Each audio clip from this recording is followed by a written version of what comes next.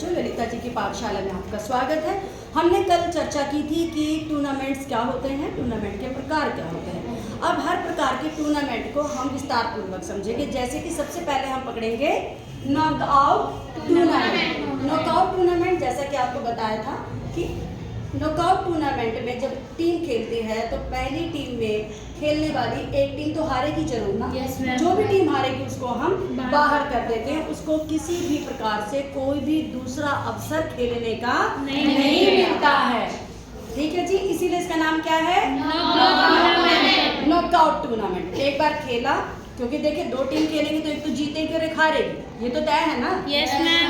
वो जो हारेगी उस टीम को हम बाहर कर देंगे। तो नॉकआउट टूर्नामेंट के क्या कुछ लाभ हैं? हानि भी हो सकती है। ठीक है, तो देखते हैं नॉकआउट टूर्नामेंट खेलने के लाभ क्या हैं। ठीक, तो चलिए आइए मेरे साथ। नॉकआउट टूर्नामेंट के लाभ। पहला लाभ है कि देखिए यह खेल जो है कम समय में समाप्त हो जाता है। कैसे? क्योंकि जल्दी जल्दी टूर्नामेंट हो रहा है, टीम बाहर हो रही है, फिर दूसरी खेल रही है, फिर तीसरी आ रही है, फिर चौथी आ रही है और फटाफट ज्यादा से ज्यादा एक दिन में ये समाप्त हो जाता है। अब एक दिन में समाप्त हो जाएगा तो ज्यादा दिन तो होगा नहीं। No ma'am. है ना, ज्यादा दिन ना होने के कारण क्या है, टीम का स्टे कम होगा, ऑफिशियल भी कम दिन आएंगे, ग्राउंड की जो टाइम लेना है वो भी कम होगा। तो ये नॉकआउट टूर्नामेंट कम खर्चे में समाप्त हो जाते हैं। दूसरा है कम समय में भी और दूसरा कम खर्चे में भी। मैंने दोनों को कंबाइन किया, समय भी कम लगता है और खर्चा भी कम लगता है ना। क्योंकि जब आपको क्या पता चलेगा, जो हम लीग टूर्नामेंट पढ़ेंगे कि तेरे वाह नॉकआउट टूर्नामेंट तो यूं ही खत्म हो जाते हैं। समझ में आ रहा है? Yes ma'am. बिल्कुल ठीक है। और उसके बाद तीसरा है ज्यादा उत्सुकता। देखिए कंपटीशन बहुत हाई लेवल पर जाता है। सबको पता है कि जो टीम हारेगी वो बाहर हो जाएगी।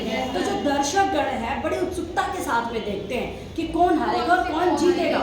उसमें कंपटीशन बहुत हाई लेवल का होता है। जो खेलने वाले खिलाड़ी हैं पूरी जान लगा देते हैं, पूरा दम लगा देते हैं जीतने के लिए, क्योंकि हारने का डर बना रहता है। उस डर से खिलाड़ियों का जो जोश है, जो उत्साह है, जो स्पीड है, उनकी जो पुष्टि हमने पढ़ी थी ना, yes ma'am, component of fitness high level के होते हैं और पूरी जान लगा देते हैं। क्योंकि कोई भी टीम बाहर होना चाहती है क्या?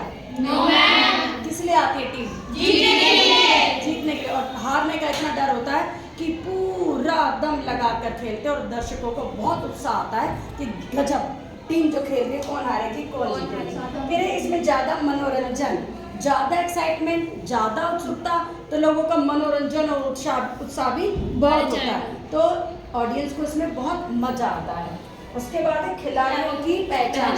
जब बड़े लेवल के कंपटीशन कराते हैं तो ये नॉकआउट टूर्नामेंट में खिलाड़ियों की पहचान होती है कि किसकी स्किल अच्छी है, किसकी टेक्निक जबरदस्ती है, कुश्ती कितनी अच्छी है और कौन कितने एफिशिएंसी के साथ खेल रहा है। तो खिलाड़ियों की भी बहुत अच्छी इसमें पहचान होती है। कौन से टूर्नामेंट में? क्या पढ़ रहे हैं? नॉकआउट टूर्नामेंट के लाभ पढ़ रहे हैं। तो देखा आपने कि नॉकआउट टूर्नामेंट के लाभ है, और भी हो सकते हैं, आप मुझे बताइएगा, हम लिखेंगे इसके साथ। अब क्या नॉकआउट टूर्नामेंट की हानि हो सकती है?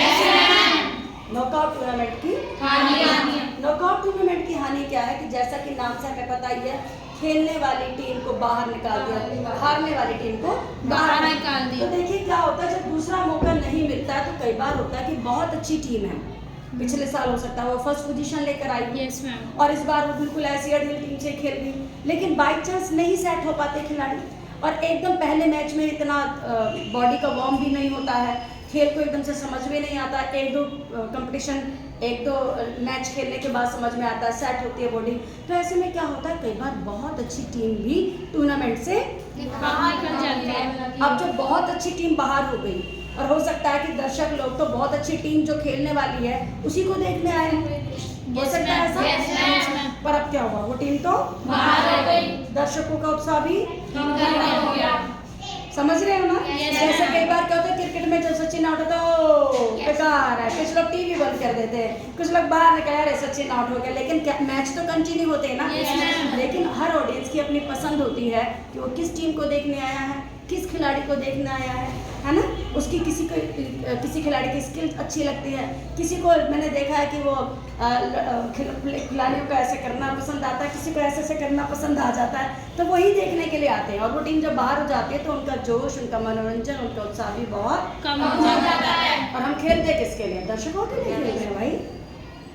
और उनका उत्साह कम हो गया तो फिर वो तालियां, वो जोश, वो उत्साह, वो शोर, वो गुडिंग सब कम हो जाती है। इसके साथ है अच्छी टीम शुरुआत में बाहर तो मनोरंजन कम। ये मैंने आपको बताया था Yes, कि yes. मौका नहीं मिलता है। अगर अच्छी टीम को दूसरा मौका मिले तो हो सकता है वो फर्स्ट आ जाए, यस मैम। लेकिन मौका ही नहीं मिला भाई, ये तो बहुत बड़ी गड़बड़ हो जाती है। और जब मौका नहीं मिलता अच्छी टीम को तो दर्शकों का उत्साह, दर्शकों का मनोरंजन कम हो जाता है कि Yes, नहीं? ma'am. तो इस प्रकार से क्या होता है, इसका बड़ा लॉस भी हो जाता है। कई बार नौसिखिया टीम फर्स्ट आ जाती है जिसकी कोई उम्मीद ही नहीं थी, क्योंकि अच्छी टीम बाहर होगी तो क्या होगा, जो कम अच्छी टीम है वो ऊपर निकल कर आएंगे। और हमको क्या चाहिए, कंपटीशन में अच्छा कंपटीशन चाहिए, अच्छे खिलाड़ी ऊपर चाहिए, खेल को ऊंचाई पर लेकर जाना होता है। लेकिन अच्छी टीम आगे ना आने के कारण वो खेल उस ऊंचाई तक नहीं जा पाता जितना उसको जाना। तो ये आपको समझ में आया। अभी एक एक को पकड़ेंगे नॉकआउट को, नॉकआउट के लाभ और हानि, इसके बाद हम बताएंगे नॉकआउट टूर्नामेंट कैसे खेलते हैं, फिक्सर कैसे बनाते हैं। तो यहाँ तक आप सबको समझ में आया? ठीक है, तो नॉकआउट टूर्नामेंट के लाभ और हानि होंगे अगली क्लास में पढ़ते हैं हम इनके फिक्सर।